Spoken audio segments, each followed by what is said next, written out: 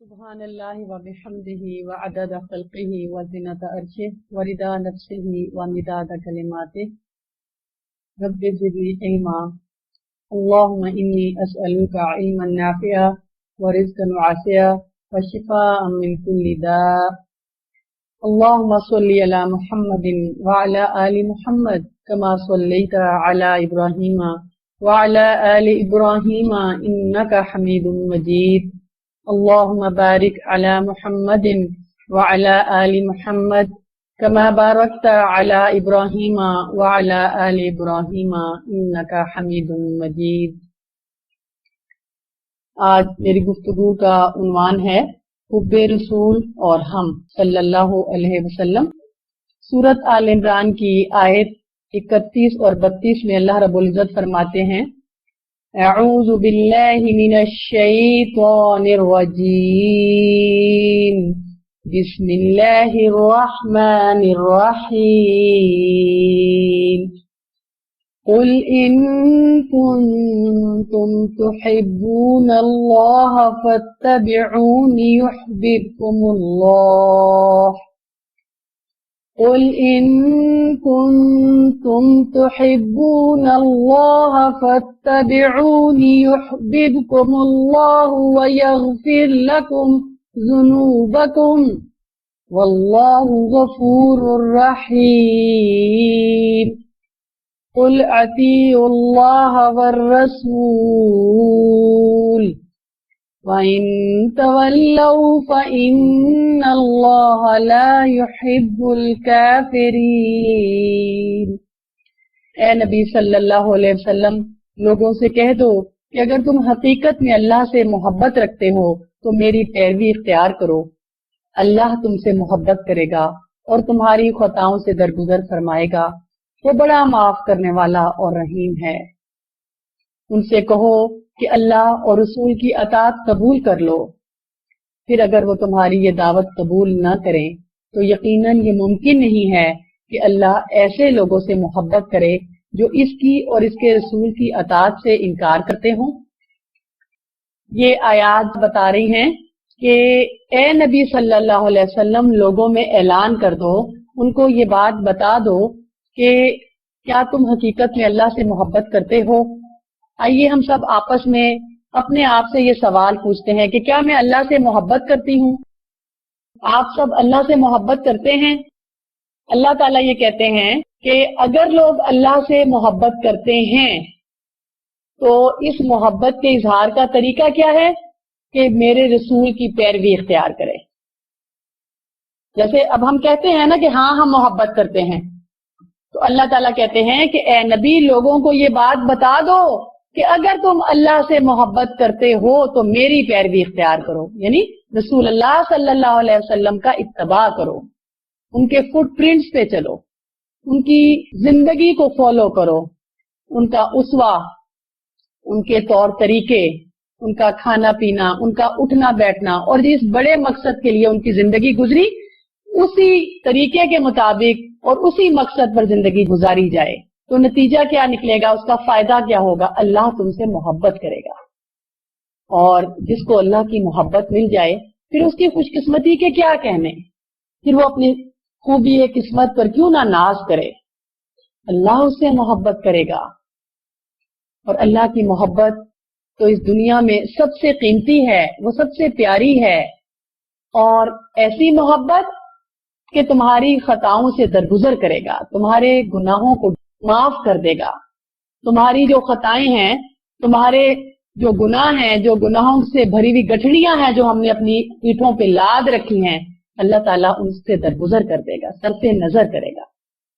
کتنا خوبصورت سودا ہے، کتنا بہترین طریقہ ہے، اور کتنا آسان طریقہ ہے کہ اگر اللہ کی محبت چاہیے اور اپنے گناہوں کی معافی چاہیے تو اللہ کے رسول کا اتباع کریں، ان کی اطاعت کریں۔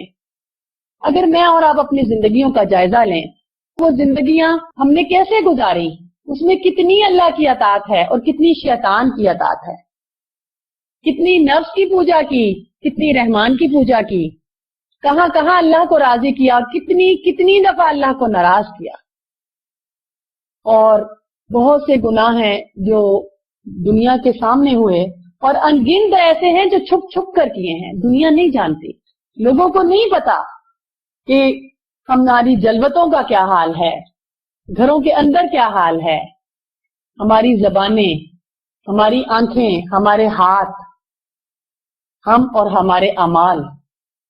اور اگر میں اور آپ اپنے اعمال کا جائزہ لینے لگے تو کیسا محسوس ہوتا ہے کہ دل بیٹھنے لگتا ہے، غمزدہ ہو جاتے ہیں، رنجیدہ ہو جاتے ہیں اور سوچتے ہیں کہ یہ گناہوں کی جو بھری ہوئی گٹھلیاں ہیں ان کا کیا بنے گا نا۔ تو اللہ تعالیٰ اس کا یہ علاج اور طریقہ بتا رہے ہیں کہ نہ میں صرف تم سے محبت کروں گا بلکہ تمہارے گناہ معاف کر دوں گا۔ میری بہنوں، کتنا خوبصورت طریقہ ہے گناہوں کو معاف کروانے کا اور اللہ کی محبت لینے کا، کہ اللہ کے رسول کا اتباع کیا جائے اور ان کی اطاعت کی جائے۔ تو فائدہ کیا ہوگا کہ اللہ بھی محبت کرے گا، گناہ بھی معاف کر دے گا۔ وہ بڑا معاف کرنے والا اور رحم فرمانے والا ہے۔ وہ تو بہانے ڈھونڈتا ہے، اس کی تو رحمت لہجہ لہجہ منتظر ہے۔ وہ تو چاہتا ہے کہ وہ تو رحیم اور شفیق ہے، وہ 70 ماؤں سے بڑھ کر محبت کرتا ہے کہ لوگوں پر اپنی رحمتوں کی بارش کرتا رہے۔ تو آئیے یہ جاننے کے لیے کہ ہم اللہ کی رحمت سے اپنے دامن کو کیسے بھریں، اللہ کی محبت بھری نظریں ہم پر کیسے پڑیں، اللہ ہمارے گناہوں کو کیسے معاف کر دے۔ ضروری ہے کہ ہم اللہ کے رسول صلی اللہ علیہ وسلم کے زندگی کا جائزہ لیں۔ آج کے پروگرام کا مقصد اسوہ رسول پر درس نہیں ہے۔ اسوہ رسول یعنی آپ کی پوری زندگی اور آپ کی پوری سیرت کا بیان نہیں ہے، بلکہ آج کے اس درس کا مقصد آپ کے لیے دلوں میں سچی محبت پیدا کرنا ہے اور آپ کی لائی ہوئی تعلیمات پر عمل کرنے کا شوق پیدا کرنا ہے۔ اور یہ وہ حقیقت ہے کہ اگر اسے ہم ذہن نشین کر لیں کہ آپ کی تعلیمات ہی سے ہماری دنیا بھی بن سکتی ہے اور آخرت بھی سنور سکتی ہے، اگر یہ چیز ہمیں سمجھ میں آ جائے تو کیا ہے کہ دنیا میں بھی سکھ اور چین مل جائے، اور اس کے ساتھ ایسا سکھ اور چین جو دین اسلام پر عمل کرنے کی شکل میں ہی مل سکتا ہے، وہ دین اسلام جو رسول اللہ صلی اللہ علیہ وسلم کو غار حرا میں دیا گیا۔ رسول اللہ صلی اللہ علیہ وسلم جلوتوں کے عادی ہوئے، لیکن اس سے پہلے کیا تھا؟ وہ تو خلوت کے عادی تھے۔ وہ تو غار حرا میں بیٹھا کرتے تھے کئی دن، کھانے پینے کا سامان لے کر وہ غور و فکر کیا کرتے تھے کہ دنیا کیا ہے، انسان کیوں بھیجا گیا، لوگ لڑتے کیوں ہیں، انسان مرتا ہے تو کہاں چلا جاتا ہے، یہاں تک کہ آپ کو نبی بنایا گیا۔ اقرا بسم ربک الذی خلق، پھر آپ چادر اوڑھ کر رہ گئے اور زملونی زملونی کہنے لگے تو پھر آیتیں نازل ہو گئیں کہ یا ایھا المدثر، اے چادر اوڑھ لپیٹ کر رہنے والے تم کہاں رہ گئے، قم فانذر، اٹھیے اور لوگوں کو ڈرائیے، یا ایھا المزمل، یا ایھا المزمل، تو کبھی مدثر تو کبھی مزمل، تو کیجئے کیا، لوگوں تک میرے دین کا پیغام پہنچائیے۔ وہ دنیا، وہ مکہ کی وادی جہاں پہ کوئی گھڑی اور لمحہ اب ایسا نہیں گزرتا دن اور رات کا کہ جب وہاں پہ اللہ کی عبادت نہ ہوتی ہو۔ خانہ کعبہ کے گرد پروانے یوں گھومتے ہیں جیسے شمع کے گرد پروانے گھومتے ہیں، لوگ طواف کرتے ہیں، لوگ سجدے اور رکوع کرتے ہیں، لوگ اپنے دامن کو پھیلاتے ہیں، اپنے ہاتھوں کو اٹھاتے ہیں، دعائیں ہیں، مناجات ہیں، التجائیں ہیں، گزارشیں ہیں، اور دن رات وہاں پہ عبادت ہوتی ہے۔ وہی مکہ کی وادی جو تھی وہ کفر میں ڈوبی ہوئی تھی، وہاں شرک تھا، وہاں اندھیرے تھے، وہاں پہ ظلم تھا، وہاں بھائی بھائی کا دشمن تھا، بھائی کا گلا کاٹا جاتا تھا، لڑکیوں کو زندہ دفن کیا جاتا تھا، عورت مظلوم تھی، عورت سسک رہی تھی، جائیداد میں کہیں کوئی حصہ نہ تھا، انگنت طلاقیں تھی اور زیادتی تھی اور ظلم تھا اور اندھیرا تھا، اور ظلم اور اندھیرے کا ایک دورہ تھا کہ اتنے میں رسول اللہ صلی اللہ علیہ وسلم نبی بنا کر بھیجے گئے۔ پھر کیا ہوا؟ پھر وہاں کی قسمت جاگ اٹھی، پھر وہاں کی وادی کلمہ توحید سے گونج اٹھی، پھر رسول اللہ صلی اللہ علیہ وسلم جو خلوت کے عادی تھے اب وہ جلوت میں آئے، جو بولتے نہیں تھے، جو باتیں نہیں کرتے تھے، اب وہ توحید کی باتیں کرنے لگے، وہ لوگوں کو اللہ کے دین کا پیغام دینے لگے، ہانکے پکارے دعوت دینے لگے، اور خود اللہ رب العزت نے بار بار قرآن میں مختلف جگہ پر یہ بات کہی ہے کہ لَقَدْ كَانَ لَكُمْ فِي رَسُولِ اللَّهِ أُسْوَةٌ حَسَنَةٌ لِمَنْ كَانَ يَرْجُو اللَّهَ وَالْيَوْمَ الْآخِرَ وَذَكَرَ اللَّهَ كَثِيرًا۔ در حقیقت تم لوگوں کے لیے اللہ کے رسول میں ایک بہترین نمونہ ہے ہر اس شخص کے لیے جو اللہ اور یوم آخر کا امیدوار ہو اور کثرت سے اللہ کو یاد کرے۔ سورۃ احزاب آیت نمبر 21۔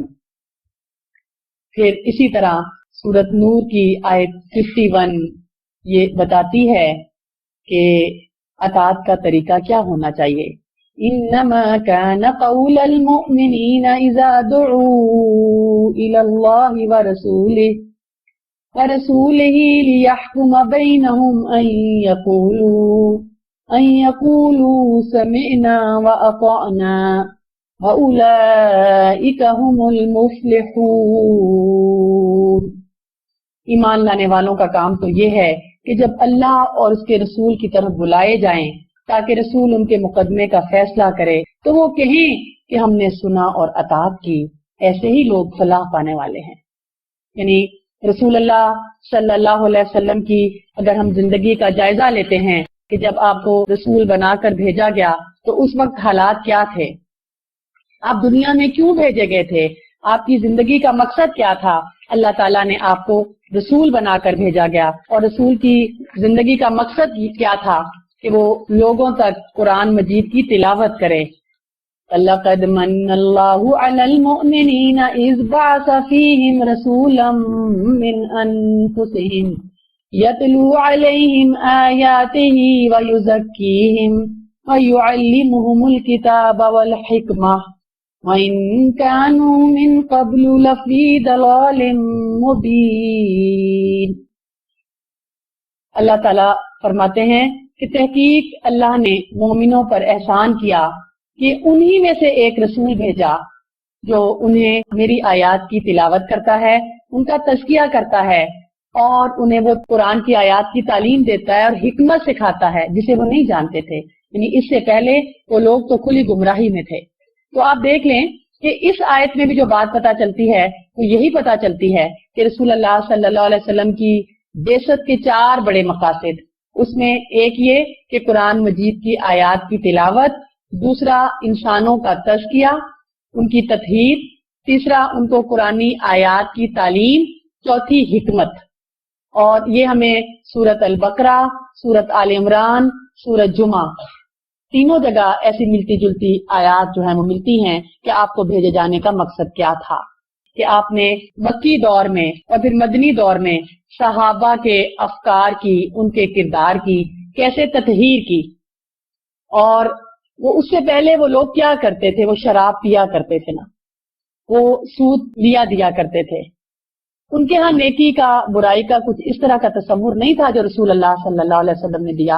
اور مکہ والوں نے جب دیکھا کہ آپ کی دعوت پھیلتی جا رہی ہے، لوگ دین قبول کرتے جا رہے ہیں اور ہر گھر میں اس کے اثرات آتے جا رہے ہیں، تو مکہ والوں نے اس وقت آ کر یہ چاہا کہ ایگریمنٹ کر لیا جائے۔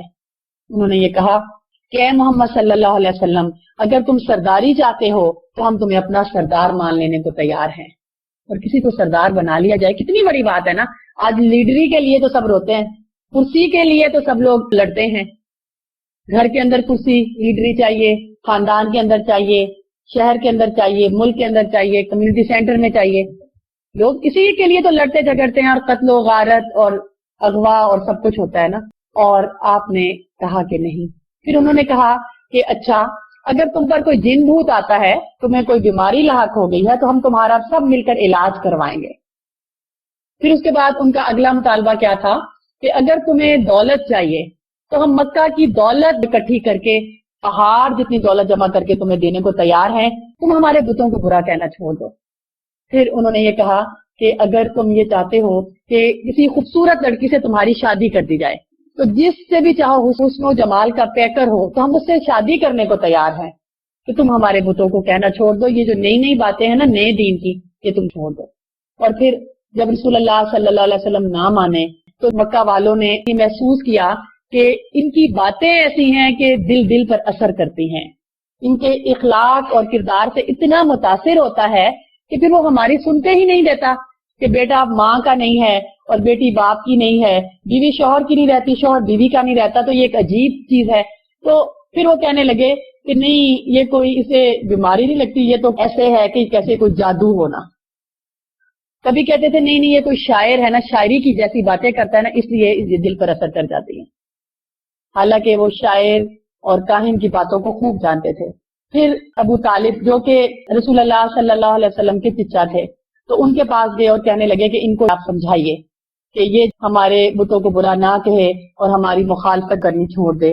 تو ابو طالب نے آ کر جب آپ کو سمجھایا تو رسول اللہ صلی اللہ علیہ وسلم نے اس وقت وہ بڑا مشہور جواب دیا کہ اگر میرے ایک ہاتھ پر سورج اور دوسرے پر چاند بھی رکھ دیا جائے، یعنی مجھے یہ بھی دے دیں، تو پھر بھی میں یہ دین اسلام کا کام کر رہا ہوں، باز نہیں آؤں گا. سورۃ مائدہ کی آیت 15 میں بھی ہے نا، قَدْ جَاءَكُم مِّنَ اللَّهِ نُورٌ وَكِتَابٌ مُبِينٌ، کہ تحقیق تمہارے پاس اللہ کی طرف سے ایک نور ہے اور کتاب مبین ہے، قرآن مجید. تو نور کس کو کہا گیا؟ کتاب قرآن مجید کو کہا گیا، کیونکہ کتاب آپ کے پاس تھی، نور تھا، اور اس سے آپ زندگیوں کے اندھیرے مٹانا چاہتے تھے، آپ اندھیروں کو روشنیوں میں تبدیل کرنا چاہتے تھے. تو رسول اللہ صلی اللہ علیہ وسلم نے صحابہ کو جو وحی آتی تھی وہ بتانی شروع کی. تو دار ارقم میں بھی اور مکہ کی وادیوں میں قرآن کی آیتیں گونجنے لگی اور گھر گھر گلی گلی اس کے اثرات آنے لگے، اور مکہ والے بہت پریشان ہو گئے. وہ صحابہ کو مارنے لگے، پیٹنے لگے اور مختلف طریقے سے ان کو اذیتیں دینے لگے. اور اسی طرح رسول اللہ صلی اللہ علیہ وسلم کو بھی وہ اذیت اور تکلیف دیتے تھے. لیکن رسول اللہ صلی اللہ علیہ وسلم اپنے مشن اور اپنے کام سے باز نہ آئے، اور آپ بدستور اس کی طرف چلتے رہے، یہاں تک کہ آپ کو شیب ابی طالب میں بھی آپ اور آپ کے خاندان کے لوگوں کو ڈال دیا گیا. وہ بڑا سخت وقت تھا نا، بچے بلک بلک کر روتے تھے، کھانے پینے کے لیے کچھ نہیں تھا. اور آج بھی جیسے بائیکاٹ ہوتا ہے نا کہ اسلحہ نہیں بنائیں گے، سائن کر دو ورنہ سارے ملک تمہارے ملک کا بائیکاٹ کریں گے، ہے نا، تو کہیں سے کہیں رسد نہ پہنچے. تو اس زمانے میں بھی یہ سوشل بائیکاٹ تھا جو کیا گیا، لیکن انہوں نے سوشل بائیکاٹ کی وجہ سے گھٹنے ٹیک نہیں دیے. بچے درختوں کے پتے توڑ کر کھاتے تھے، وہ ان کو دیے جاتے تھے. چمڑا جو تھا نا اس کو لوگوں نے کھایا، لیکن یہ کہ جو حق کی حقانیت تھی اس کو نہ چھوڑا. آپ نے اور آپ کے ساتھیوں نے، بی بی حضرت خدیجہ رضی اللہ عنہا جو سب سے پہلے عورتوں میں آپ پر ایمان لائیں، آپ نے کہا جس دن میں نبی ہوا اس دن میرے ساتھ عصر کی نماز خدیجہ رضی اللہ عنہا نے پڑھی، اور اسی طرح ابوبکر صدیق رضی اللہ عنہ آپ پر ایمان لائے. اور ایک سلسلہ تھا پھر ایمان لانے والوں کا کہ لوگ بڑھتے چلے گئے. تو رسول اللہ صلی اللہ علیہ وسلم پر جو ایمان لائے ان کا ایمان کیسا تھا؟ یہاں پہ بھی تو اللہ تعالیٰ نے کہا نا کہ اگر تم اللہ سے محبت کر تو پھر رسول کا اتباع کرو. تو رسول اللہ کے صحابہ نے آپ سے محبت بھی کی اور آپ کی پیروی بھی کی. چند ایک مثالیں میں آپ کے اور اپنے سامنے رکھتی ہوں کہ رسول اللہ صلی اللہ علیہ وسلم کے صحابہ کی محبت کا کیا انداز تھا. آپ ہجرت کے سفر کو دیکھ لیجئے کہ ابوبکر صدیق رضی اللہ عنہ ان کی خوشی بڑی دیکھنے والی تھی. حضرت عائشہ رضی اللہ عنہ کہتی ہیں کہ رسول اللہ صلی اللہ علیہ وسلم دوپہر کے وقت ہمارے گھر میں آئے، یہ آپ کی روٹین نہیں تھی. اور میرے والد وہ بہت خوش تھے اور خوشی سے رو رہے تھے. اور وہ کس بات پر خوش تھے کہ رسول اللہ صلی اللہ علیہ وسلم نے ان کو بتایا تھا کہ ہجرت کی اجازت مل گئی ہے اور ہجرت کے سفر میں تم میرے شریک سفر ہو گئے. اور ہجرت کے سفر میں ساتھ دینا ایسا تھا کہ جان کو ہتھیلی پہ رکھ لیا جائے، زندگی اور موت کا سوال. اور حضرت ابوبکر صدیق رضی اللہ عنہ اتنا خوش تھے کہ میں آپ کے ساتھ جاؤں گا، اور ساری زندگی آپ نے ساتھ دیا ہے. ابوبکر صدیق رضی اللہ عنہ نے آپ کی محبت، آپ کی اطاعت کے کیا کہنے کہ رسول اللہ صلی اللہ علیہ وسلم نے فرمایا کہ میں نے سب کی نیکیوں کا بدلہ دنیا میں دے دیا سوائے ابوبکر کے. اور رسول اللہ صلی اللہ علیہ وسلم نے فرمایا کہ ابوبکر تو جس بھی دروازے سے چاہے جنت میں داخل ہو جا. ایک دفعہ آپ نے جب مسجد نبوی میں، پہلے تو ایسا تھا نا قریب قریب لوگوں کے گھر تھے، صحابہ کے بھی گھر تھے، پھر ایک وقت ایسا آیا کہ مسجد نبوی میں جتنے لوگوں کے دروازے کھلتے تھے نا، کہا گیا کہ دروازے بند کر دیے جائیں، یعنی مسجد نبوی کے اندر نہیں کھلنے چاہیے دروازے. لیکن آپ نے فرمایا کہ ابوبکر کا نہیں. تو ابوبکر صدیق رضی اللہ عنہ ہجرت کے سفر میں ایسے چل رہے تھے کہ کہیں رسول اللہ صلی اللہ علیہ وسلم کو دشمن نقصان نہ پہنچا دے. पीछे पीछे खुद थे और आगे आगे रसूल अल्लाह सल्लल्लाहु अलैहि वसल्लम से दाएं बाएं आगे पीछे देखते हुए, और रसूल अल्लाह सल्लल्लाहु अलैहि वसल्लम के सर की कीमत 100 ऊंट थी, और अबू बकर सिद्दीक रजी अल्लाह अन्हु के सर की कीमत भी 100 ऊंट थी। यानी इनके सर जो हैं जिंदा या खुदा न खास्ता मुर्दा जिस भी शक्ल में दे दिए जाएं, पेश कर दिए जाएं, तो इनाम 100 ऊंट मुकर्रर था। इतने सख्त हालात और इतनी बड़ी कीमत, और फिर भी अबू बकर सिद्दीक रजी अल्लाह अन्हु साथ साथ चल रहे थे, कहीं रसूल अल्लाह सल्लल्लाहु अलैहि वसल्लम को दुश्मन नुकसान ना पहुंचा दे। मैं अक्सर इस बात से सोचती हूँ कि हिजरत के सफर में आप चाहते थे कि नुकसान ना पहुंचे। हम यहाँ पे जाते हैं ना, गलियों में कुत्ता निकल आता है, बच्चे साथ होते हैं, बच्चे भूल जाते हैं, हम छलांग लगाकर दूसरी तरफ हो जाते हैं अगर कुत्ता आ जाए।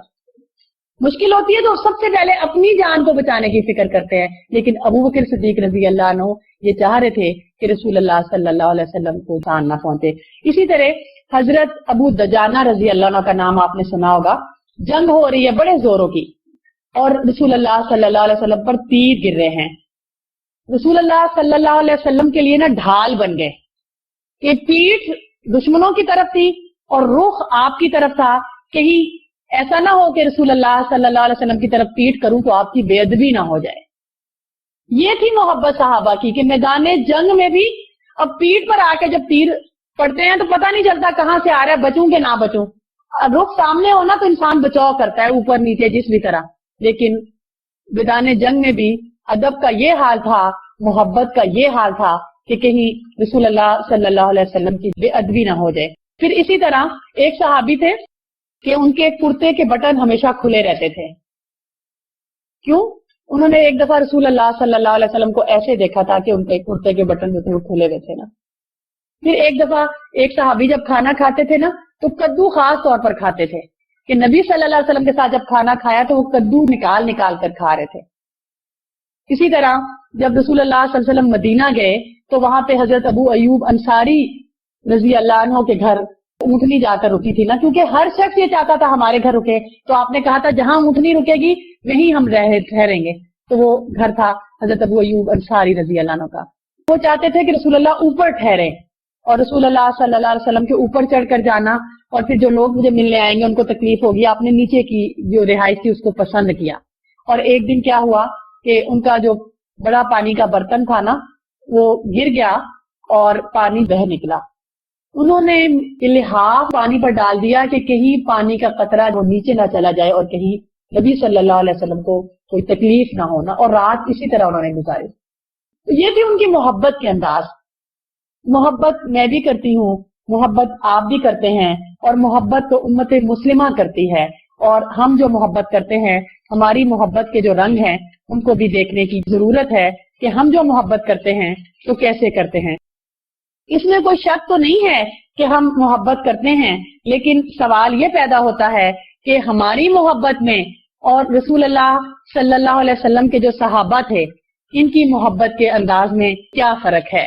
आज देखें कि नबी सल्लल्लाहु अलैहि वसल्लम से मोहब्बत का जो अंदाज है कि जब भी रबीउल अव्वल का महीना आता है तो कितनी महफिल मिलाद मुनक्किद की जाती हैं, जलसा हाय सीरत रखे जाते हैं। सिर्फ रबीउल अव्वल को अगर देखें ना तो कितनी तकरीरें हैं जो हवाओं में लहराती हैं, कितनी किताबें हैं, कितने मकाले हैं जो कि तहरीर किए जाते हैं, कितने रसाइल हैं जो अपने खास एडिशन शाया करते हैं, कितने शोरा हैं जो कि नाते पढ़ते हैं, नातिया मुकाबले होते हैं, और कितने कवाल हैं जो कि कवालियां करते हैं।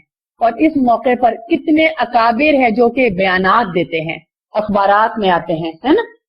तो दावतों की बहारें होती हैं, दस्तरखान सज जाते हैं, खूब धूमधाम से महफिलें मिलाद मुनक्किद की जाती हैं और बाजार सजाए जाते हैं। कितना रुपया है, लाखों रुपया जो हर साल इस महीने उम्मत मुस्लिमा खर्च करती है। बाज लोग ये भी समझते हैं रसूल अल्लाह पैरोकारों की मोहब्बत के मुजाहिरे देखकर उनकी रूह खुश होती है। शेरीनी के तश्त हैं, कमकमे और फानूसों की लहरें हैं और उनकी रोशनियां हैं। तो ये सारे ही इसी एतकाद के तर्जुमान हैं। अब सवाल ये पैदा होता है कि क्या सहाबा ने नबी सल्लल्लाहु अलैहि वसल्लम से ऐसी ही मोहब्बत की? उनकी मोहब्बत का क्या अंदाज था? क्या वो ऐसे ही मिलाद की महफिलें और ऐसे ही दिन मनाया करते थे? آپ تو رسول اللہ صلی اللہ علیہ وسلم کی تعلیمات پر عمل کیا کرتے تھے. یہ مشکات کی روایت ہے. حضرت عبد الرحمن فرماتے ہیں کہ ایک دن رسول اللہ صلی اللہ علیہ وسلم نے وضو کیا تو آپ کے کچھ صحابہ آپ کے وضو کا پانی لے کر اپنے چہروں پر ملنے لگے. آپ نے پوچھا کہ ما یحملکم علی ھذا، تمہارے اس کام کا محرک کیا ہے؟ لوگوں نے کہا اللہ اور اللہ کے رسول سے محبت، حب اللہ و رسولہ. آپ صلی اللہ علیہ وسلم نے فرمایا من سرہ ان یحب اللہ و رسولہ او یحبہ اللہ و رسولہ، لوگوں کو اس بات سے خوشی ہو یعنی اللہ اور اللہ کا رسول ان سے محبت کرے تو پھر ان کو کیا کرنا چاہیے؟ رسول اللہ صلی اللہ علیہ وسلم نے فرمایا فَلْيَصْدُقْ حَدِيثَهُ إِذَا حَدَّثَ، کہ جب وہ بات کریں تو سچ بولیں.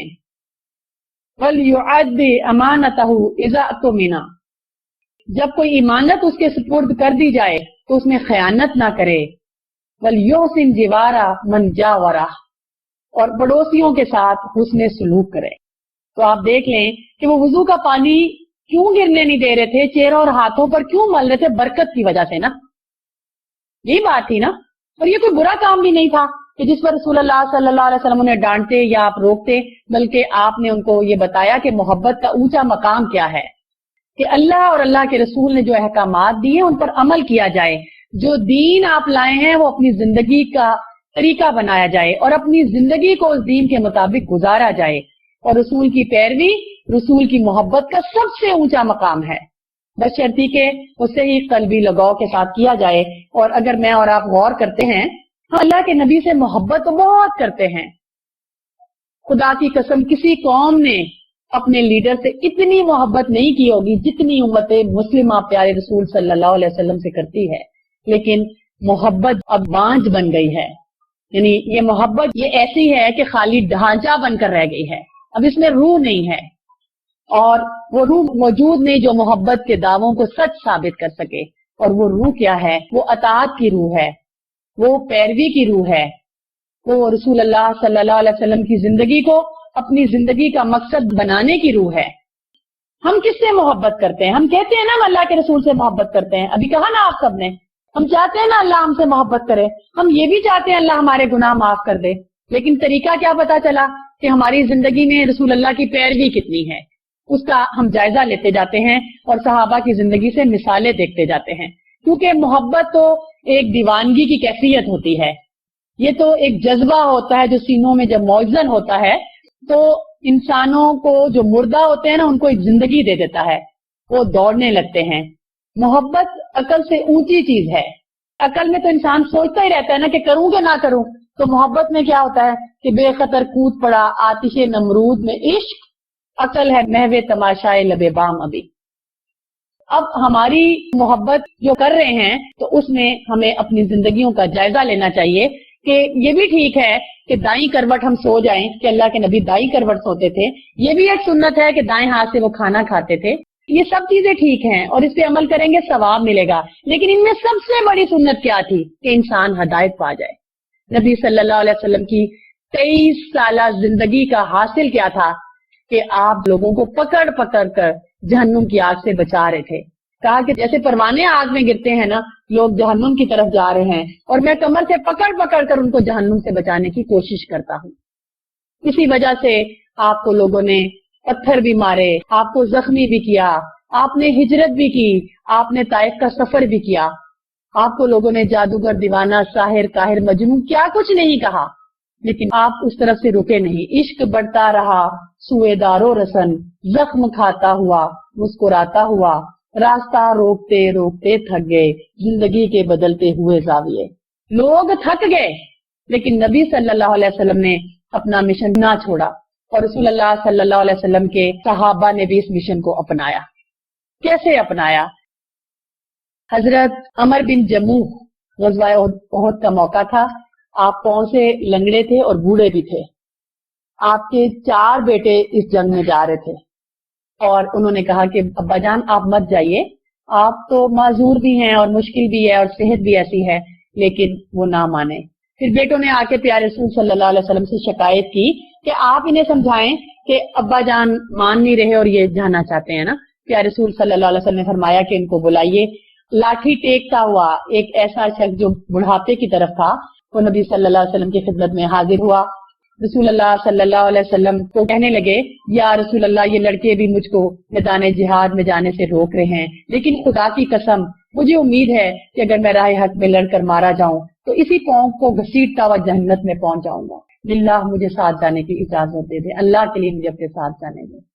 ये थी मोहब्बत।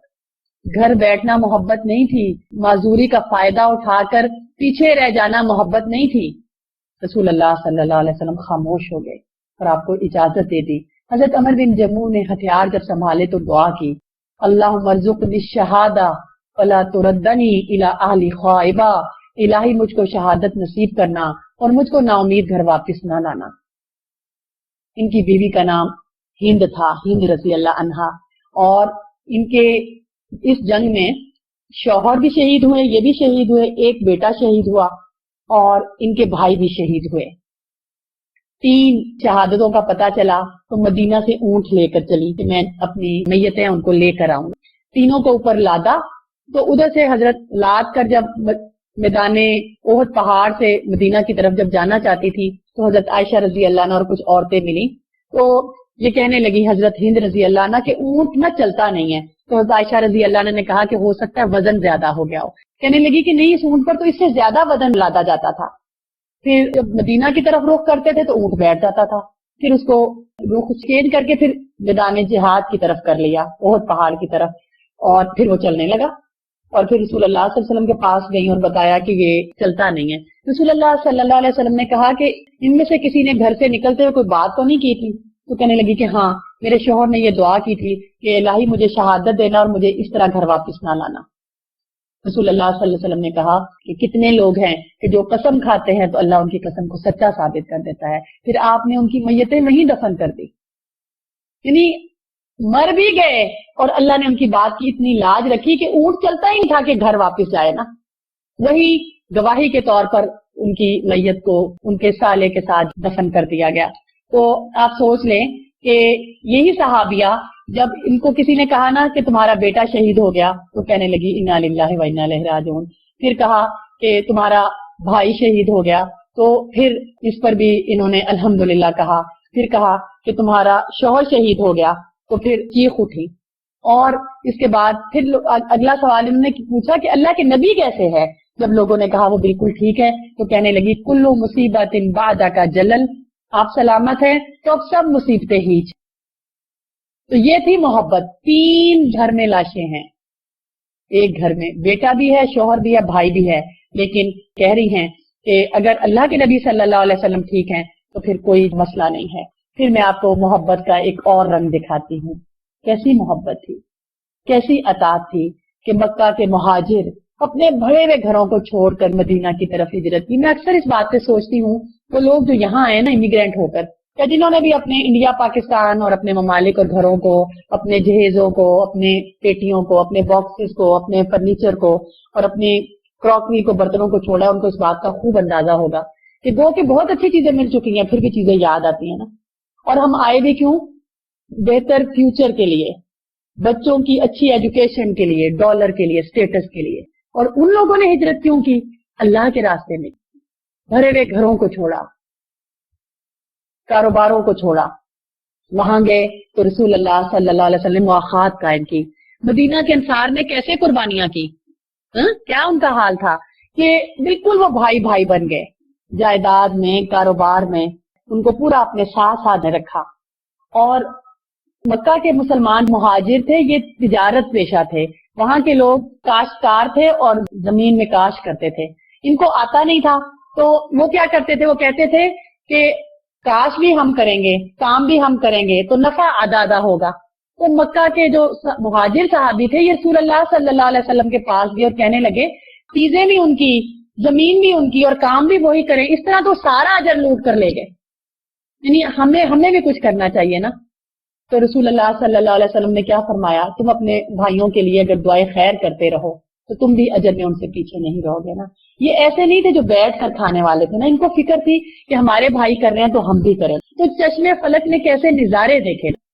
हमारे यहाँ भी जब भाई मुख्तलिफ लोग यहाँ पर आते हैं, हमारे पास बात चीजें इजाफी भी होती हैं तो हम क्या करते हैं ना, یا اپنے پاکستان انڈیا میں بھی بہت سے لوگوں کو چیزوں کی ضرورت ہوتی ہے، ہم کتنی کیسی ان کی مدد کرتے ہیں نا. اور ایک مثال تو اتنی خوبصورت ہے کہ عقل دنگ رہ جاتی ہے اور ہم سوچ سے عاری ہو جاتے ہیں کہ کیا واقعی لوگ ایسے عمل بھی کرتے ہیں. اور یہ مثال ہے حضرت سعد بن ربیع رضی اللہ عنہ کی. ان کو حضرت عبد الرحمن بن عوف رضی اللہ عنہ کا مواخاتی بھائی بنایا گیا. جب یہ حضرت عبد الرحمن بن عوف رضی اللہ عنہ سے ملے تو کہنے لگے کہ میرے مال اور اسباب میں سے آدھا تمہارا اور میری 2 بیویاں ہیں، تم جس کو چاہو میں ایک کو طلاق دے لوں اور تم اس کو نکاح کر لو. میں سوچتی ہوں پورا جائیداد آدھی دے دینا بڑی بات ہے، لیکن بیوی میں سے بھی 2 میں سے ایک جس کو تم چاہو میں طلاق دے دوں، کتنی بڑی بات ہے. لیکن حضرت عبد الرحمن بن عوف رضی اللہ عنہ نے کیا کہا کہ بھائی اللہ تمہارے مال اور اولاد میں برکت دے، تم مجھے بازار کا راستہ دکھا دو. وہ پنیر اور گھی لے کر بیچنے کے لیے نکلے تو شام کو جب آئے تو بچا ہوا تھا، تو پروفٹ تھا. اور یہی وہ صحابی ہیں جن کے بارے میں آتا ہے کہ وہ کہتے تھے خدا کی قسم میں پتھر کو بھی ہاتھ لگاتا ہوں تو سونا بن جاتا ہے. اتنا اللہ نے ان کو دیا کہ مدینہ کے بھی بڑے مشہور تاجر بن گئے. یہ رسول اللہ کی تعلیمات کا اثر تھا نا کہ بھائیوں کو کیسے انہوں نے اکوموڈیٹ کیا ہے. افغانستان پہ جنگ ہوئی، لوگ پاکستان آنے لگے، کیا تھا کہ جہاں کہیں کچھ غلط بات ہوتی تھی کہتے تھے یہ افغانیوں نے کیا ہوگا. پاکستانیوں نے کیسی مواخات کی. عراق کے حالات اگر اچھے نہیں ہیں، کشمیر کے اچھے نہیں ہیں، تو ارد گرد کے مسلم ممالک کیسی مواخات کرتے ہیں نا. تو مدینہ کے انصار نے مواخات کی ایک بہترین مثال قائم کی. پھر اسی طرح حضرت حمزہ رضی اللہ عنہ رسول اللہ صلی اللہ علیہ وسلم کے دوست بھی تھے، چچا بھی تھے، اور عمر میں آپ سے 2-3 سال بڑے تھے. تو ایک دن وہ شکار کھیل کر آئے، بڑے بہادر تھے. تو ان کی لوڈی نے بتایا، قبیلہ بنی جدان کی لوڈی نے کہا کہ کاش کہ اے میرے سردار تم دیکھتے کہ آج تمہارے یتیم بھتیجے پر کیا گزری. تو ابو جہل نے آپ کو کافی مارا بھی اور برا بھلا بھی کہا اور آپ خاموش رہے، کمزور بھی تھے اور خاموش بھی رہے. اور رسول اللہ صلی اللہ علیہ وسلم کا تو اسوہ بھی یہی تھا. حضرت حمزہ رضی اللہ عنہ کو اتنا غصہ آیا کہ اسی وقت گئے، ابو جہل کو ڈھونڈا، وہ خانہ کعبہ کے پاس، اس کو مارا. اور ابو جہل کے قبیلے کے لوگوں نے چاہا کہ حضرت حمزہ رضی اللہ عنہ کو مارے، نقصان پہنچائے، تو کہنے لگا کہ نہیں، میں نے اس کے بھتیجے کو برا بھلا کہا ہے، مارا ہے تو اس کو رہنے دو جو کر رہا ہے نا. اور غصے میں آ کر وہاں کہہ دیا کہ کیا میں بھی اپنے بھتیجے کے دین پر ہوں، اعلان کر کے آ گیا. اور راستے میں سوچنے لگے یہ میں نے کیا کہہ دیا. پھر اپنے آپ کو سرزنش کرنے لگے اور رسول اللہ صلی اللہ علیہ وسلم کے پاس آ کے کہنے لگے بھتیجے میں نے تیرا بدلہ لے لیا نا. ان کے مارنے پر آپ کو کوئی خوشی نہ ہوئی، بلکہ آپ نے کہا کہ اے میرے چچا اگر آپ مجھ سے واقعی محبت کرتے ہیں تو مجھ پر ایمان لائیں نا. اور پھر حضرت حمزہ مسلمان ہو گئے. تو یہ ہے محبت کہ ایمان لائیں، یہ ہے محبت کہ اطاعت کریں. پھر بڑی خوبصورت مثال ہے، یہ حضرت حذیفہ بن یمان اور حضرت ربیع بن عامر رضی اللہ عنہ کی ہے کہ کسریٰ کے دربار میں گئے مذاکرات کے لیے. لباس ان کا بڑا سادہ تھا، سفر بڑا لمبا تھا، اور جب جانے لگے نا اندر تو جو دربان واچ مین بیٹھے ہوتے ہیں انہوں نے اندر جانے سے روک دیا کہ اتنا بڑا بادشاہ کسریٰ اور تمہارا ایسا لباس. تو دربان جو واچ مین تھا انہوں نے کہا کہ یہ غریب مسکین سے لوگ ہوں گے، کہنے لگا کہ یہ 2 جبہ لے لو، ہمارا جو بادشاہ ہے نا اس کے پاس ایسے نہیں جا سکتے، یہ جبہ لو اور یہ پہنو اور پھر ہمارے بادشاہ کے پاس جانا، اس طرح اس کی عزت میں کمی ہوتی ہے. کہنے لگے کہ اگر اس کا دیا ہوا جبہ ہم پہنے، اس کا لباس پہنے تو پھر ملاقات کی ضرورت نہیں ہے، ہم پھر ملاقات نہیں کرتے. پھر اسی دوران حضرت ربیع بن عامر رضی اللہ عنہ کے پاس جو تلوار تھی نا وہ اتنی ٹوٹی ہوئی تھی کہ اس پر کپڑا باندھا ہوا تھا. وہ جو واچ مین تھا کہنے لگا تلوار ہاتھ میں پکڑ کر کہ یہ وہ تلوار ہے جس سے یہ ایران فتح کریں گے. ہنسنے لگا نا. تو کیا جواب دیا؟ کہا تلوار دیکھی ہے، تلوار چلانے والا ہاتھ نہیں دیکھا. چوکیدار نے کہا اچھا ہاتھ بھی دکھاؤ. آپ نے ایسا وار کیا اس ٹوٹی ہوئی تلوار سے کہ جو اس کے پاس ڈھال تھی نا اس کے 2 ٹکڑے ہو گئے. تو یہ تھے فاتح ایران، ان کے اندر کردار کی قوت تھی. چوکیدار نے جب یہ حالت دیکھی تو اندر پیغام بھیجا کہ عجیب و غریب مخلوق آئی ہے، نہ تمہارا دیا ہوا لباس پہننے کو تیار ہے، تلوار بھی بظاہر ٹوٹی ہوئی ہے اور ڈھال 2 ٹکڑے اس نے کر دی ہے. تو کسریٰ نے کہا کہ اچھا ان کو اندر آنے دو. اب دربار قائم تھا، کسریٰ خود کرسی پر بیٹھا ہوا تھا، درباری سارے کھڑے ہو گئے. تو اب حضرت ربیع رضی اللہ عنہ اس کو جا کر کہنے لگے جب کوئی مہمان آتا ہے نا تو سب کو کھڑا ہو کے اس کا استقبال کرنا چاہیے. کسریٰ کو یہ بھی توہین لگی ہے، اگلی توہین تھی. اب किसरा ने हुक्म दिया अपने नौकरों को जो भी दरबारी थे कि एक मट्टी का टोकरा लो और इसके सर पर लाद दो, इनसे बात नहीं करनी, इनसे बात करने की कोई जरूरत नहीं, यानी एक हकारत के तौर पर ना मट्टी का टोकरा इनके सर पे रख दो। हजरत रबई रजी अल्लाह ने क्या जवाब दिया, ए किसरा याद रखना तूने हमें ईरान की मट्टी दे दी, यानी तूने हमें ईरान दे दिया। तो ये थी उनकी हाजिर जवाबी और ये थी उनकी अपने किरदार की पुख्तगी कि वो इस तरह की बातों से मरूब नहीं होते थे, परेशान नहीं होते थे। हमारे यहाँ तो अच्छे भले औरतों ने जिल्बाब पहने में होना तो कहते हैं कि पता नहीं वो लोग क्या कहेंगे, इनको उतार के ना जाए किसी से बात करनी है तो, जो गैर मुस्लिम हैं या दूसरे हैं, या पता नहीं अब हमें जॉब मिलेगी कि नहीं, स्कार्फ उतार ना दे, दाढ़ी कटवा ना दे।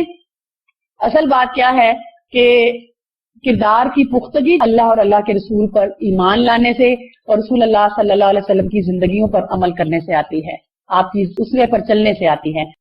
रसूल अल्लाह सल्लल्लाहु अलैहि वसल्लम अपने सहाबा की कैसी तरबियत करते थे और आपके सहाबा आपसे कैसी मोहब्बत करते थे कि एक दफा शाम से बहुत खूबसूरत रेशमी कपड़ा आया, ऐसा खूबसूरत कि सहाबा ने इससे पहले कभी नहीं देखा था। अब सहाबा कराम ने पकड़ पकड़ कर हाथ से उस रेशमी कपड़े को देखने लगे। आपने जब देखा कि मेरे सहाबा इस कपड़े को इस तरह देख रहे हैं तो आप उनकी कैफियत को समझ गए ना। आप कहने लगे क्या मेरे सहाबा, क्या ये कपड़ा तुम्हें पसंद आया है? अरे 7 दिन मुआज को जन्नत में जो रुमाल मिले हैं वो इस कपड़े से कई ज्यादा कीमती हैं। 7 दिन मुआज रजी अल्लाह अन्हु कौन थे? उनका वो मकाम था जो कि मक्की सहाबा में अबू बकर सिद्दीक रजी अल्लाह अन्हु का। इनकी वफात पर रसूल अल्लाह सल्लल्लाहु अलैहि वसल्लम ने फरमाया था, इhtazza अर्शुर रहमान li मौत 7 दिन मुआज, कि 7 दिन मुआज की वफात पर रहमान का अर्श हिल गया। और जब सहाबा ने रसूल अल्लाह सल्लल्लाहु अलैहि वसल्लम के साथ इनके जनाजे में शिरकत की थी तो फरमाया था 70,000 फरिश्ते हैं जो इनके जनाजे में शिरकत करने के लिए आए हैं। और इनकी जो मैयत थी ये बहुत हल्की थी कि 70,000 फरिश्तों ने इनको उठा रखा है। और जब कब्र खोदी गई थी तो उनसे मुश्क की खुशबू आ रही थी, कब्र की मिट्टी से खुशबू आ रही थी। और इनके लिए रहमान ने आसमान के दरवाजे खोल रखे थे और ये अंसार के सदीके अकबर कहलाए। मुहाजिरीन के सदीके अकबर कौन थे? अबू बकर सिद्दीक रजी अल्लाह अन्हु। और इनके लिए आसमान के दरवाजे इनको वेलकम करने के लिए खोल दिए गए। तो जैसे कुर्बानियां मुहाजिरीन में अबू बकर सिद्दीक रजी अल्लाह अन्हु ने दी, ऐसे अंसार में हजरत साद बिन मुआज रजी अल्लाह अन्हु ने दी। और ये साद बिन मुआज रजी अल्लाह अन्हु रसूल अल्लाह सल्लल्लाहु अलैहि वसल्लम से बहुत मोहब्बत करते थे कि अल्लाह ताला ने उनको इतना मकाम दिया। तो अब सहाबा वो दुनिया से लम्हे भर को जब मोहब्बत करने लगे, अब वो एक ही तो कपड़ा था, रेशमी था, सभी उठ उठ कर देख रहे थे, सबको अच्छा लग रहा था। आपने अपने सहाबा की तवज्जो फौरन दुनिया से आखिरत की तरफ करवा दी कि तुम साद बिन मुआज जैसे अमल करो। फौरन ये कहा कि जन्नत की फिक्र करो, जन्नत की तैयारी करो कि जन्नत में क्या मिलने वाला है। और आज अगर मैं और आप अपनी जिंदगियों का जायजा लें तो हम तो एक रेशमी रुमाल नहीं, कई रेशमी रुमाल और मलबूसात के पीछे भाग रहे हैं, दौड़ रहे हैं। हलाल तरीके से नहीं मिलता तो हराम से ही मिल जाए, वैसे नहीं मिलता तो छीन कर ही मिल जाए, चोरी से मिल जाए, रिश्वत से मिल जाए, किसी का हक कैसे भी मिल जाए। तो हम दुनिया के पीछे भाग रहे हैं कि अल्लाह के नबी से मोहब्बत इसको कहते हैं। अल्लाह के नबी सल्लल्लाहु अलैहि वसल्लम की जिंदगी का क्या तरीका था कि एक दफा आप लेटे हुए थे और पानी का एक मिशकीजा था, खजूरें थी थोड़ी सी और आपके जिस्म पर चटाई के निशान थे। उम्र फारूक रजी अल्लाह अन्हु आए और रोने लगे, कहने लगे कैसरो किसरा के बादशाह तो दुनिया के मजे लूटे और 2 जहान का शहनशाह इस हाल में। रसूल अल्लाह सल्लल्लाहु अलैहि वसल्लम ने फरमाया, ए उमर क्या तुम इस पर राजी नहीं कि उनके लिए दुनिया हो और हमारे लिए आखिरत। रसूल अल्लाह सल्लल्लाहु अलैहि वसल्लम की रूटीन लाइफ जो थी वो सादगी की थी। आपने अच्छा लिबास भी पहना, आपने अच्छा भी खाया, लेकिन वो आपकी रूटीन लाइफ नहीं थी। रूटीन लाइफ में आपकी जिंदगी में सादगी थी। कितने कितने दिन घर में चूल्हा नहीं जलता था। कई दफा जब मस्जिद नबी में मेहमान आते थे तो आप अपनी अज़वाज मोहतारा से पूछते थे कि ये मेहमान है, कोई खाने की चीज भेजें, तो कहती थी कि घर में कुछ भी नहीं है, चूल्हा तक नहीं जला, हम भी भूखे हैं। तो ये उनका मामूल था। और हमारा क्या हाल है कि अल्हम्दुलिल्लाह अल्हम्दुलिल्लाह हमारे फ्रिज भरे हुए हैं, फ्रिजों की छतें भी भरी हुई हैं, गाड़ियों की डिग्गियां भी भरी हुई हैं, और फ्रिज के साथ हम कहते हैं फ्रीजर ना हो तो गुजारा नहीं होता।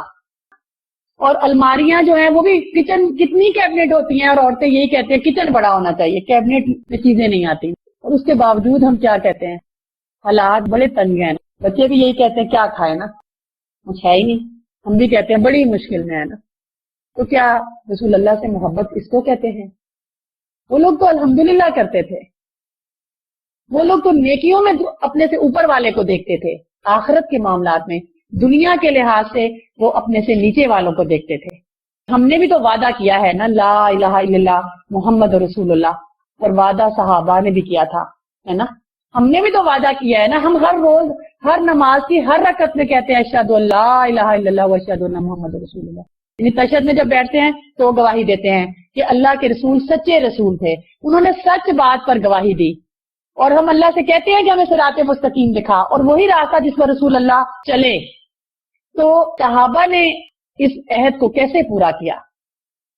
حضرت سعد بن ربیع رضی اللہ عنہ جو حضرت عبد الرحمن بن عوف رضی اللہ عنہ کے مواخاتی بھائی تھے، جب یہ غزوہ احد میں تھے، یعنی جنگ ہو چکی ہے، احد کا پہاڑ اور دامن عجیب منظر پیش کر رہا ہے نا، 70 مسلمان شہید ہو چکے ہیں، جس میں مصعب بن عمیر بھی ہیں، حضرت حمزہ رضی اللہ عنہ بھی ہیں، اور حضرت حنظلہ بھی ہیں، اور حضرت سعد بن ربیع بھی ہیں، بے شمار جلیل القدر صحابہ موجود ہیں، اور رسول اللہ صلی اللہ علیہ وسلم زخمیوں کو دیکھ رہے ہیں، ایک ایک کر کے دیکھ رہے ہیں، ڈھونڈ رہے ہیں کون بچا کون چلا گیا، کس میں زندگی کے آثار باقی ہیں، اور کہتے ہیں میرے صحابہ کوئی ہے جو مجھے سعد بن ربیع کی خبر لا کر دے دے؟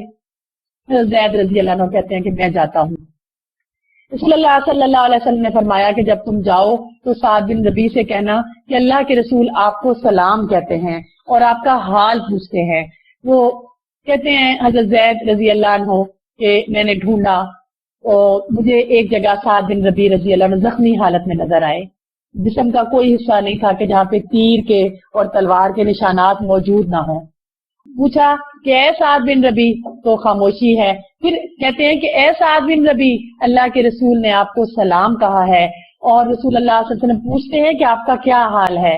تو آخری سانسیں اس وقت لے رہے تھے نا، اپنے جسم کی پوری قوتوں کو جمع کر کے کہتے ہیں کہ رسول اللہ صلی اللہ علیہ وسلم کو میرا سلام کہنا یا رسول اللہ جنت کی خوشبو پا رہا ہوں، اور میری قوم انصار سے کہنا کہ اگر تم میں سے کسی کی ایک آنکھ بھی ہلتی رہی اور دشمن رسول اللہ کو کچھ کہہ دیا اور دشمن رسول اللہ تک پہنچ گیا تو تمہارے لیے اللہ کے نزدیک کوئی عذر نہ ہوگا، ہم نے لیلۃ العقبہ میں رسول اللہ پر فدا ہونے کا حلف اٹھایا تھا۔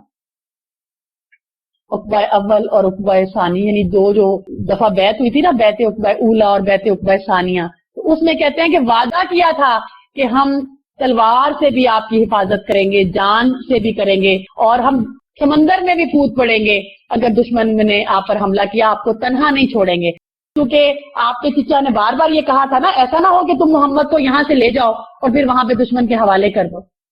آخری سانسیں اور کہہ رہے ہیں کہ میری قوم کو یہ پیغام دے دینا، اس کو کہتے ہیں محبت کے جانوں کے نذرانے پیش کر دیے جائیں۔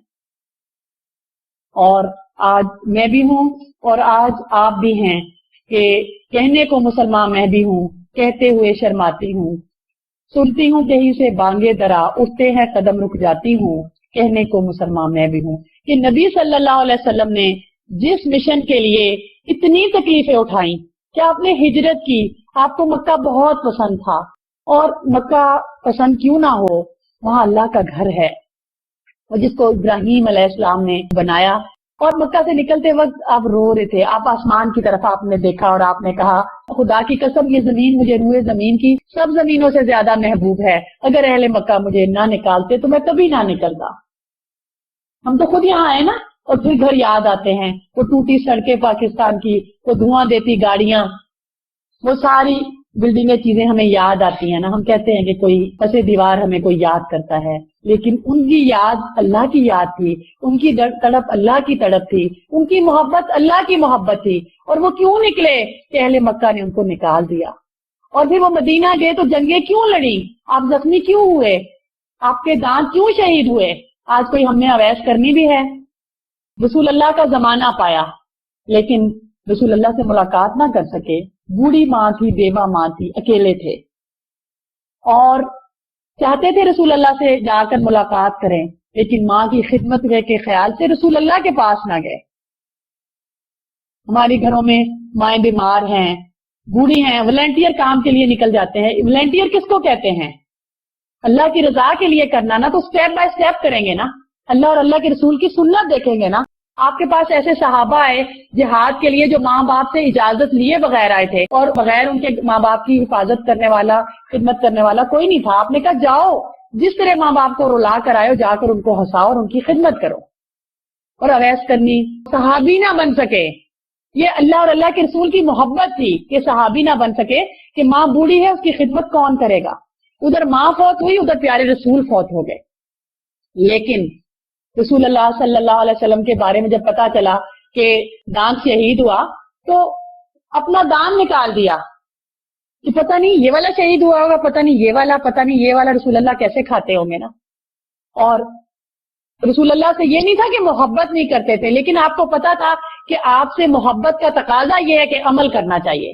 ہم تو اسی کو محبت سمجھتے ہیں نا، کہ چڑھاوے چڑھائیں یا نذرانے دیں، یا یہ کہ مٹھائیاں بانٹ لیں، یا یہ کہ سال کے بعد جھنڈیاں لگا لیں. ہم تو یہی سمجھتے ہیں کہ اس طرح دن منا لیں. تو یہ دن منانا رسول اللہ کا اسوہ ہے، نہ صحابہ نے ایسا کیا. رسول اللہ صلی اللہ علیہ وسلم ربیع الاول میں پیدا بھی ہوئے اور آپ اس میں فوت بھی ہوئے.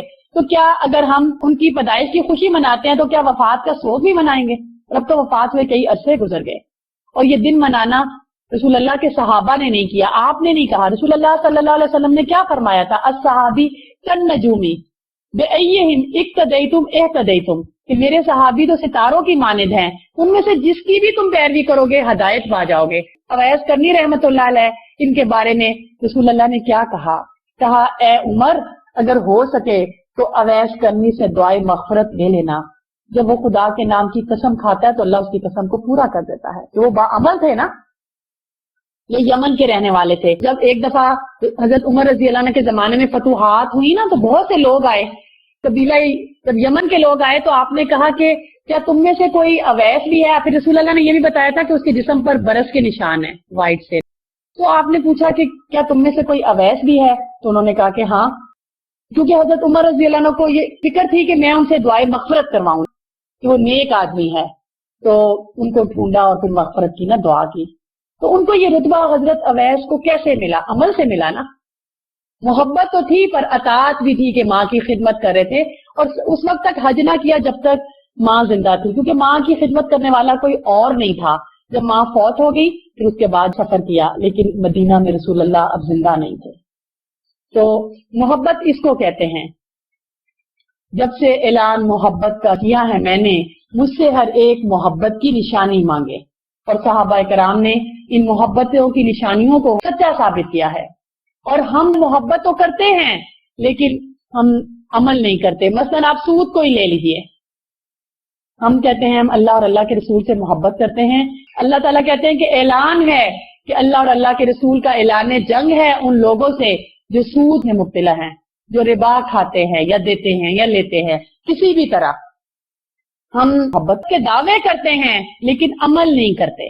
تو اصل چیز کیا ہے کہ اپنی زندگیوں کا جائزہ لیں اور یہ دیکھیں کہ ہماری زندگیاں کتنی ایسی ہیں جو کہ رسول اللہ صلی اللہ علیہ وسلم کی سیرت سے اور آپ کے عمل سے اور آپ کے طور طریقے سے دور ہیں. چھوٹی چھوٹی جتنی سنتیں ہیں ان پر اگر ہم عمل کریں تو یہ بھی بہت بڑی بات ہے. لیکن آپ کی سب سے بڑی سنت کیا ہے؟ آپ کا سب سے بڑا طریقہ کیا ہے کہ آپ نے اسلام کے رنگ میں لوگوں کو ڈھال دیا. لوگ جو تھے مسلم حنیف بن گئے. اس وقت کا مکی دور کا انسان جو شراب پیتا تھا، جو جوا کھیلتا تھا، جو بتوں کی پوجا کرتا تھا، وہ اندر سے بھی بدل گیا. یعنی صرف باہر سے نہیں، دنیا میں دیکھیں بڑی تحریکیں اٹھی ہیں لیکن جو بھی موومنٹ اٹھتی ہیں باہر سے تبدیلی آتی ہے، اس میں خارجی نظام کو بدلتی ہیں. مثلا آپ دیکھیں ٹریفک کا سسٹم ہی آپ یہاں کا لے لیں، کتنی پابندی ہے یہاں پر کہ ٹکٹ مل جائے گا، یہ نہیں بیلٹ نہیں لگائیں گے، کون سی لین میں رہیں گے، آپ ٹرن کیسے لیں گے، آپ شراب تو نہیں پیئیں گے. کیوں؟ انسان کی سیفٹی کے لیے. لیکن ہم خود سے نہیں سمجھتے کہ ہمیں دوسرے کو بچانا چاہیے. ٹکٹ سے ڈرتے ہیں تو ٹریفک کے نظام کو ٹھیک رکھتے ہیں. تو یہ ہے بیرونی خارجی تبدیلی، اندرونی تبدیلی نہیں ہے. لیکن رسول اللہ صلی اللہ علیہ وسلم نے جب انسانیت کی تعمیر کی، ان کا تزکیہ کیا قرآن کے مطابق، تو وہ انسان جو کہ اپنی خواہش کی پوجا کرتا تھا، وہ جو حیوان تھا وہ کلمہ توحید کے اثر سے بالکل تبدیل ہو گیا. آپ کے اندر انقلاب کی جو روح تھی تشدد کی نہیں تھی، چنگیز خان کی نہیں تھی، بلکہ محبت اور خیر خواہی کی روح تھی. آپ لوگوں سے محبت کرتے تھے، آپ پیار کرتے تھے، آپ ہر ایک کو اس کے مطابق بات کرتے تھے. حضرت عمر رضی اللہ عنہ جیسا تندخو اور لا ابالی نوجوان جو آپ کا کتنا سخت دشمن تھا، جب وہ بدلا تو کہاں سے کہاں پہنچ گیا کہ رسول اللہ صلی اللہ علیہ وسلم نے فرمایا کہ تم عمر کی بات کرتے ہو، عمر تو جس راستے سے گزرتا ہے شیطان بھی وہ راستہ چھوڑ دیتا ہے. اتنا مضبوط عمر کا ایمان ہے.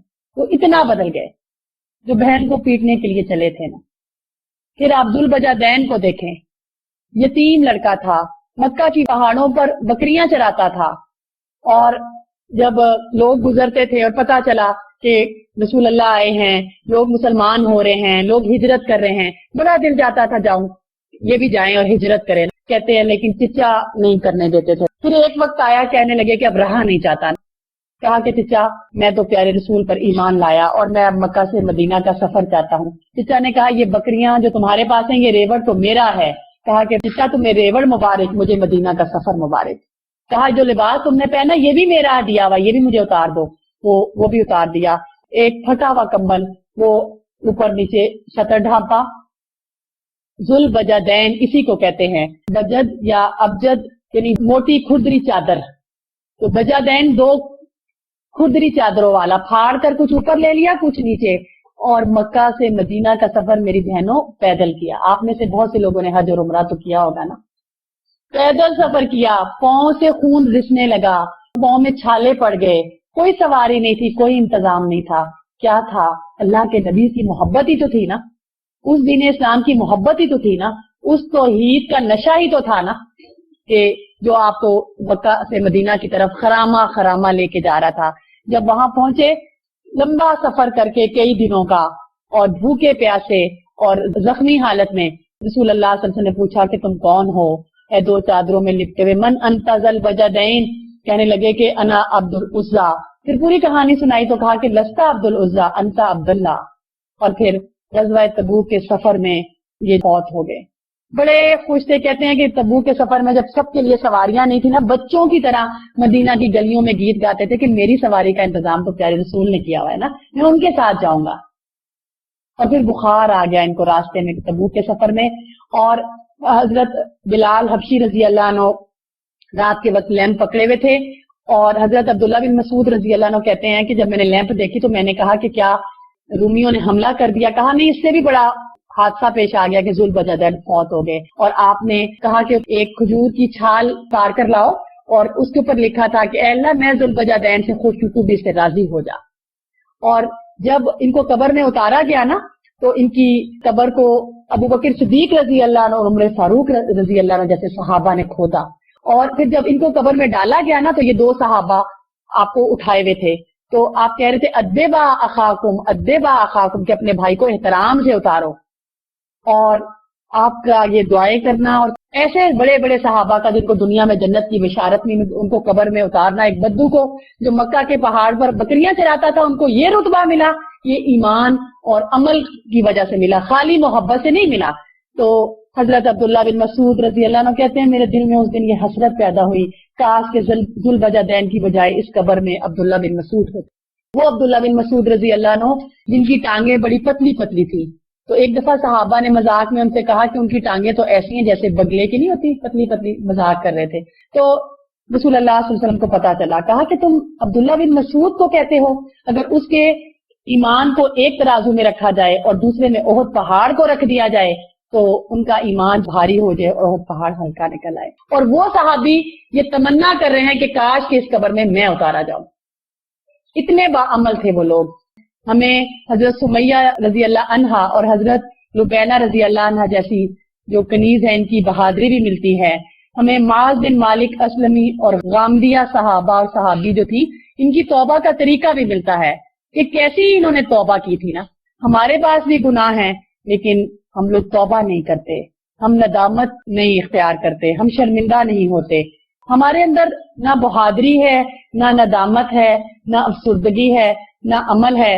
تو پھر ہونا کیا چاہیے کہ میں اور آپ بھی اپنی زندگیوں کا جائزہ لیں کہ رسول اللہ صلی اللہ علیہ وسلم کی زندگی ایک انسان کی زندگی تھی، اور لوگ جو یہ کہتے ہیں رسول اللہ صلی اللہ علیہ وسلم محفل میں تشریف لے آئے ہیں اور وہ سارے لوگ نکل جائیں محفل سے جو بے ادب ہیں، تو اس سلسلے میں یہ بات یاد رکھیں کہ رسول اللہ صلی اللہ علیہ وسلم دو کے انسان تھے، انسانوں میں سب سے افضل تھے، نبیوں میں بھی ان کے درجے مراتب بہت زیادہ ہے، ان کو بہت سے معجزات بھی ملے، لیکن وہ تھے انسان ہی، ان کی معراج ہی یہ ہے کہ وہ انسانوں میں سے تھے، اللہ نے انسانوں میں سے رسول بنا کر بھیجا۔ جس طرح عام لوگوں کو موت آتی ہے اسی طرح رسول اللہ صلی اللہ علیہ وسلم کو بھی موت آئی۔ رسول اللہ صلی اللہ علیہ وسلم ایک دفعہ منبر کی سیڑھی پر قدم رکھا تو کہا آمین، دوسری پر رکھا قدم تو کہا آمین، تیسری پر رکھا قدم تو کہا آمین۔ تو رسول اللہ کے صحابہ نے پوچھا کہ آپ نے ایسا کیوں کیا؟ تو انہوں نے کیا بتایا تھا، ابھی ابھی جبرائیل علیہ السلام آئے تھے، رسول اللہ صلی اللہ علیہ وسلم کو یہ بات بتائی، کہا کہ ہلاکت ہے اس آدمی کے لیے جس نے رمضان کا مہینہ پایا لیکن اپنے گناہ نہ بخشوائے، یعنی اس میں روزے رکھ کر۔ رسول اللہ کہتے ہیں میں نے جواب میں کہا آمین۔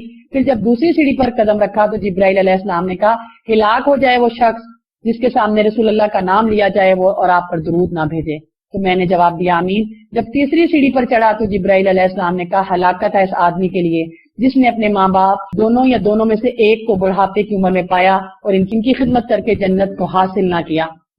انہوں نے کہا ہلاک اور میں نے کہا کہ آمین۔ تو دعا جبرائیل دے رہے ہیں، آمین رسول اللہ کہہ رہے ہیں، تو کیا اس کی قبولیت میں کوئی شک ہو سکتا ہے؟ اس سے کیا پتا چلتا ہے کہ ایک بات تو یہ کہ والدین کے لیے اولڈ ہاؤسز کی ضرورت نہیں ہے اور مدر ڈے اور فادر ڈے کی ضرورت نہیں ہے، والدین تو ہماری جنت ہیں، تو ہمیں ان کو اپنے گھروں میں رکھ کر رحمت اور برکت کی صورت میں ان کی خدمت کرنی چاہیے، اپنے ہوں یا شوہر کے، ناراض نہیں ہونا چاہیے۔ اور ہم کیوں کہیں کہ یہ بوجھ ہے اور کیوں انتظار کریں کہ کب مریں گے، مشکل دور ہوگی، ہماری آسانی ہوگی نا۔ پھر دوسری بات کیا ہے کہ روزے تو اس لیے آتے ہیں کہ ہمارے گناہ بخش لیے جائیں، تو ایسے رکھے جائیں کہ ہمارا تزکیہ ہو، ایسے نہ ہو کہ نام کے روزے ہوں۔ اسی طرح تیسری بات کیا ہے کہ رسول اللہ صلی اللہ علیہ وسلم پر درود پڑھنا چاہیے، اس کا بہت اجر ہے، اور رسول اللہ صلی اللہ علیہ وسلم پر جو درود پڑھنا ہے اس کے بارے میں ہمیں کیا پتا چلتا ہے کہ رسول اللہ نے فرمایا کہ جبرائیل علیہ السلام تشریف لائے اور خوشخبری دی کہ اللہ تعالیٰ فرماتا ہے کہ آپ کے لیے یہ بات خوشی کا باعث نہیں کہ آپ کا جو امتی ایک مرتبہ درود بھیجے میں اس پر 10 رحمتیں نازل کروں، اور جو امتی ایک مرتبہ آپ کو سلام کہے میں اس کو 10 مرتبہ سلام کہوں۔ تو درود تو بھیجنا ہے اور بار بار بھیجنا ہے، اور لیکن یہ کہ کس طرح بھیجنا ہے اور کیوں بھیجنا ہے، کیونکہ خود ہمیں قرآن میں بھی یہ بات ملتی ہے کہ اللہ رب العزت یہ بات فرماتے ہیں کہ اللہ بھی درود بھیجتا ہے، جبرائیل علیہ السلام بھی بھیجتے ہیں، فرشتے بھی بھیجتے ہیں، ایمان لانے والوں تم بھی میرے رسول پر درود بھیجو۔ تو اس سلسلے میں ہمیں وہی درود پڑھنے چاہیے جو مسنون ہیں، اور یہ درود تنجینہ، درود مقدس، درود تاج، درود لکھی اور درود اکبر، یہ سارے درود غیر مسنون ہیں۔ تو ہمیں درود کب کب بھیجنا چاہیے اور کیسے بھیجنا چاہیے، اس سلسلے میں سب سے پہلی اور اہم بات تو یہ ہے کہ وہ درود جو ہمیں رسول اللہ صلی اللہ علیہ وسلم کی سیرت سے پتہ چلتے ہیں، جو آپ نے مختلف اوقات میں صحابہ کو سکھائے ہیں، اور اس میں سے ایک مقبول درود وہ ہے جو درود ابراہیمی ہے جو ہم اپنی نماز میں بھی پڑھتے ہیں۔ پھر دوسری بات یہ ہے کہ درود جب ہم بھیجیں اس کا بہت اجر ہے کہ جمعے کے دن جو ہے وہ درود بھیجا جائے، کیونکہ جمعے کے دن درود بھیجنے کے لیے ہمیں ایسی احادیث ملتی ہیں۔ رسول اللہ صلی اللہ علیہ وسلم نے فرمایا جمعے کے روز مجھ پر کثرت سے درود بھیجا کرو، جو آدمی جمعے کے روز مجھ پر درود بھیجتا ہے وہ میرے سامنے پیش کیا جاتا ہے۔ دوسری بات ہمیں یہ پتہ چلتی ہے کہ دعا اس وقت تک قبول نہیں ہوتی جب تک کہ پہلے حمد و ثنا اللہ کی اور پھر رسول اللہ پر درود نہ بھیج دیا جائے۔ تو دعاؤں میں بھی یعنی ہماری قبولیت اگر ہم چاہتے ہیں تو کیا ہے کہ ہم رسول اللہ صلی اللہ علیہ وسلم پر درود بھیجیں۔ تو گناہوں کی مغفرت کے لیے بھی درود پڑھنا مسنون ہے۔ اسی طرح تکلیف، مصیبت اور رنج اور غم کے موقع پر بھی درود پڑھیں گے تو ہماری مشکل آسان ہو سکتی ہے۔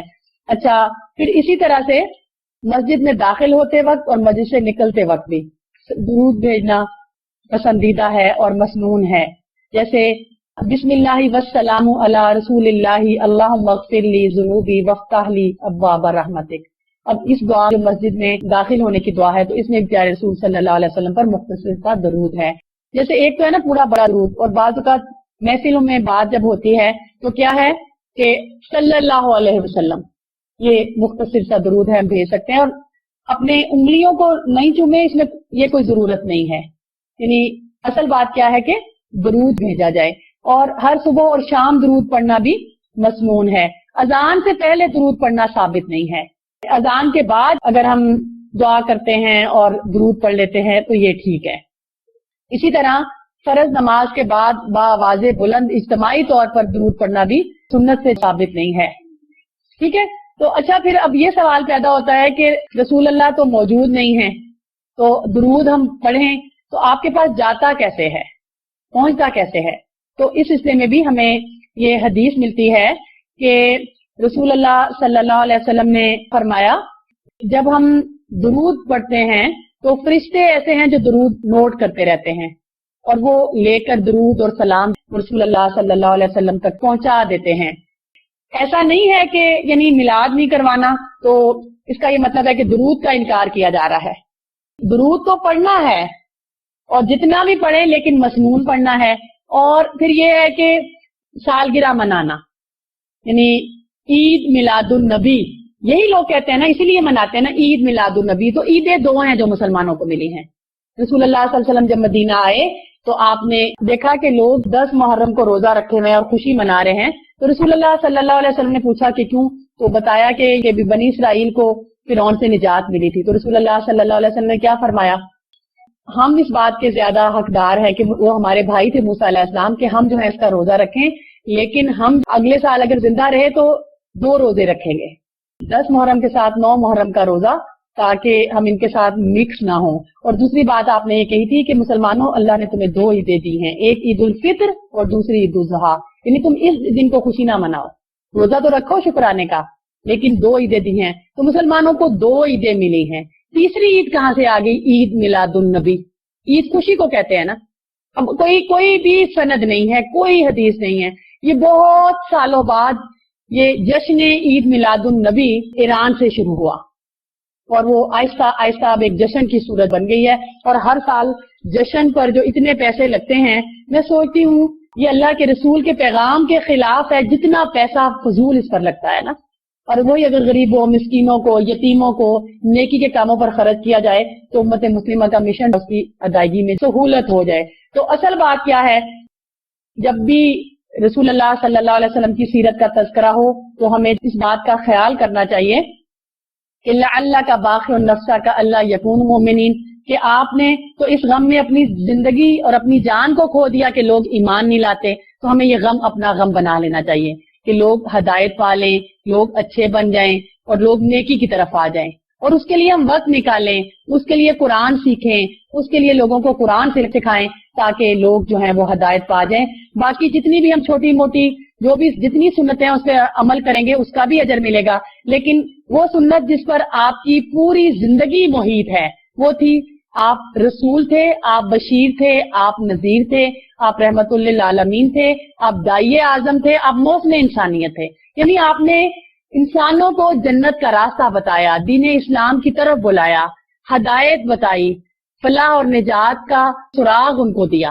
اور آج یہی میری اور آپ کی ذمہ داری بنتی ہے کہ ہم اپنی خوشیاں بھی رسول اللہ کی سنت کے مطابق کریں، اپنے غم بھی، اپنی شادیوں کی تقریبات بھی، اپنا سونا بھی، اپنا جاگنا بھی، اپنا اٹھنا بھی اور اپنا بیٹھنا بھی. ورنہ یہ ہے کہ خالی یہ دعویٰ کرنا کہ ہم رسول اللہ سے محبت کرتے ہیں اور ہم اپنے گناہوں کی بخشش چاہتے ہیں، تو اس سے ہماری بخشش نہیں ہو سکتی.